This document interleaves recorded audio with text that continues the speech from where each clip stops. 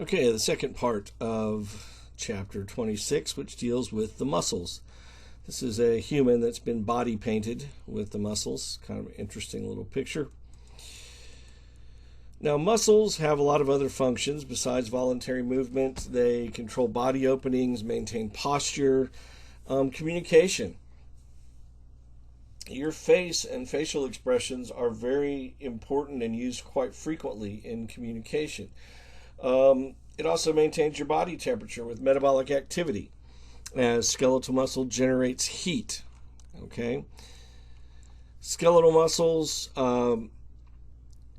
there's over 600 of them. They generate voluntary movements, and the pairs work together in what are called antagonistic pairs. So let's look at the biceps and the triceps. The biceps basically flexes the muscle. By flexing, I mean reduce the angle. So if your arm's out straight, when you use your bicep muscle, you pull the forearm in. Now, to straighten the arm back out, you use the triceps muscle. Okay, so these two muscles work together. Each muscle can only work in one way. Muscles are often named for what they do: adductors, abductors, extensors, flexors.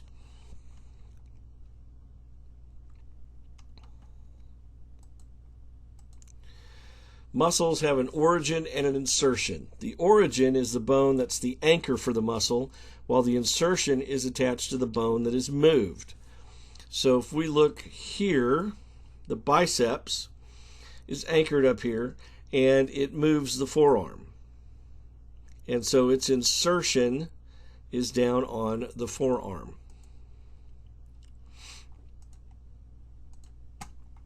Here you go.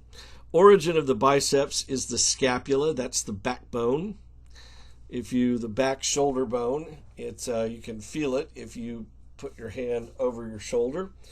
And the insertion is the radius. There's two bones in the forearm, the radius and the ulna.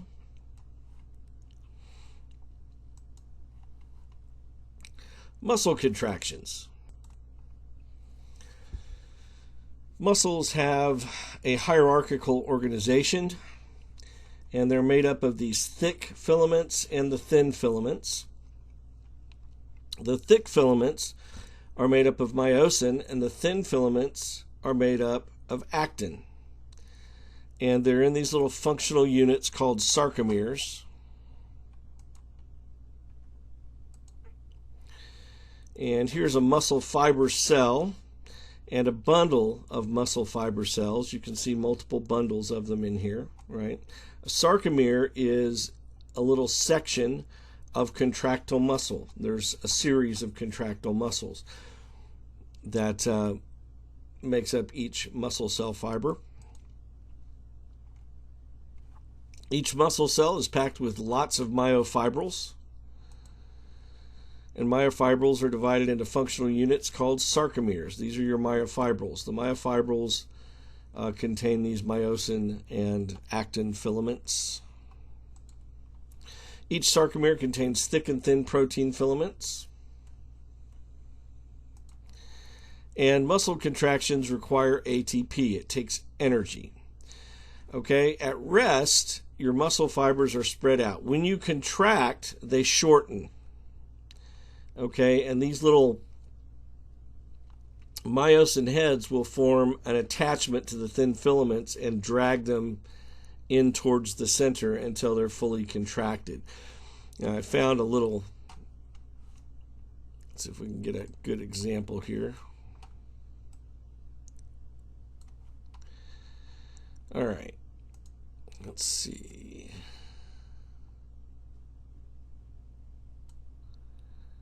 Find a good spot here. Okay. Here's the thick and the thin filaments. All right. And to contract, all right, here we've blown it up. The actin filaments can bind to these myosin heads. The little myosin heads basically have to pick up an ATP in order to basically cock, and then they move this way. So all these little myosin heads, if they'll attach to this actin filament, will slowly slide this actin filament in this direction. But the places to bind are blocked by this strand here. This strand is called tropomyosin. Okay? Now, tropomyosin has this troponin complex. Okay? And when a calcium ion binds to this troponin complex, it twists. And when it twists, it exposes all the little filament sites, the little attachment sites on these actin molecules. Let's see if we can get it. There's calcium ion. And see how they switch. And now these are the little connection sites for these little myosin heads here. It takes an ATP. And it splits off that third phosphate. And attaches.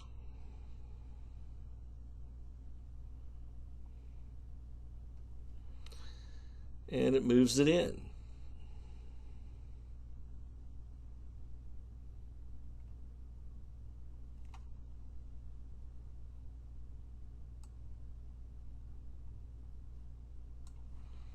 Let's look at another one.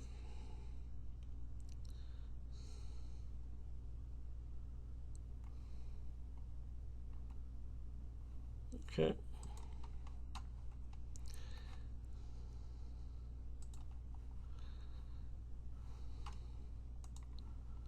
Don't want that. Let's go back to our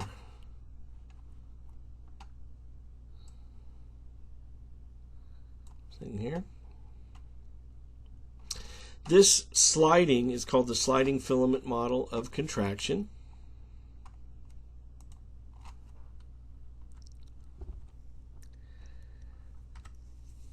And here you can see what we just saw there without the troponin and tropomyosin.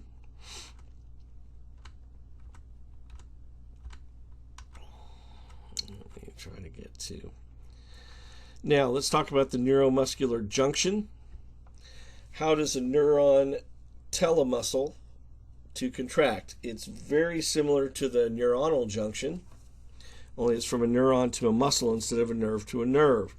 And there are these little motor units. The more motor units you have, the wider the range of force and pressure you can use. Like the most motor units going to muscles are in your face and your fingers. Okay? You don't have a whole lot of motor units in your thighs because you don't do fine movements or articulations.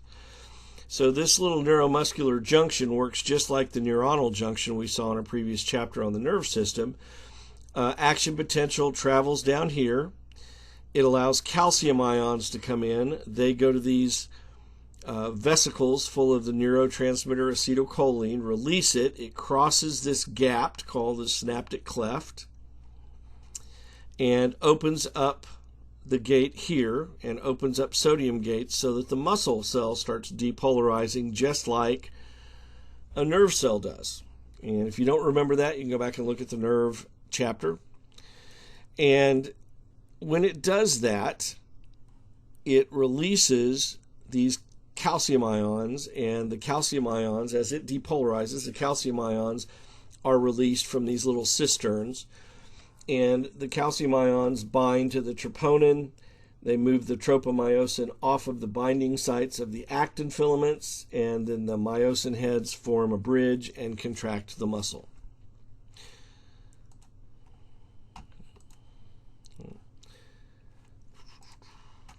ATP. Muscles generate ATP in a lot of ways. They have a lot of mitochondria that will make it. That's through aerobic respiration. Then they have, in addition to mitochondria, they can go to anaerobic respiration. If you're ever using your muscles and they start to burn, that means you've ran out of oxygen. And so now you're using anaerobic respiration to make ATP, and that is producing lactic acid, which kind of burns your muscles. But you also have this little short-term supply called creatine phosphate. It gets depleted very quickly. There are a lot of food supplements that provide creatine. The problem is with those is your body pretty much makes all the creatine phosphate you can store. You can't store very much. So putting it in your diet doesn't really increase the amount of creatine phosphate that you have available.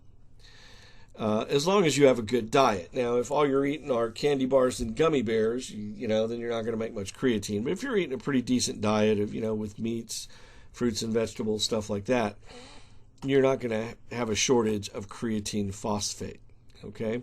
After it's gone and your aerobic respiration runs out, then you go into fermentation or anaerobic respiration and you produce lactic acid. Okay? Muscle cell metabolism explains why a dead body goes stiff after death. Cells no longer produce ATP. Actin can't separate from myosin. That causes rigor mortis, and when you pass away or die, generally speaking, the morticians will break the little myosin heads off of the big, thick myosin filaments so that you're a little more limber and easier to manipulate and prepare. And they break out the rigor mortis. Okay. Red muscle versus white muscle. Slow twitch fibers versus fast twitch fibers. Red muscle is high endurance muscle.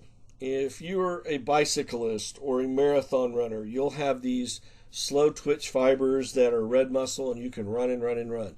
A duck who flies huge numbers of miles, their breast meat is red muscle. Fast twitch fibers are large and use bursts of energy and tire very quickly. So if you're a weightlifter, you'll have white muscle. Okay? And you do have a lot of strength, but only for a short amount of time. Exercise will increase the size of muscle cells, the efficiency, blood flow to the muscles, bone strength. If you start getting very active, your body will actually generate more blood cells. More blood vessels in the muscle. Okay, and by doing that, the muscle is able to get more oxygen into your blood, into your muscle systems to make more ATP. The ability of all those blood vessels to remove lactic acid when you go into anaerobic respiration means that the lactic acid doesn't have time to stick around and do serious damage like it does when you first start exercising. So you tend not to get sore as much once you've gotten past that first rough hurdle of increasing your muscle mass and your muscle ability. Now, when you increase the size of your muscles, the attachments for the muscles on the bones also get bigger. Okay, and so and then your bones will get stronger because you're lifting weights, and lifting weights requires strength, so it will automatically increase the strength. That is part 2, the muscles.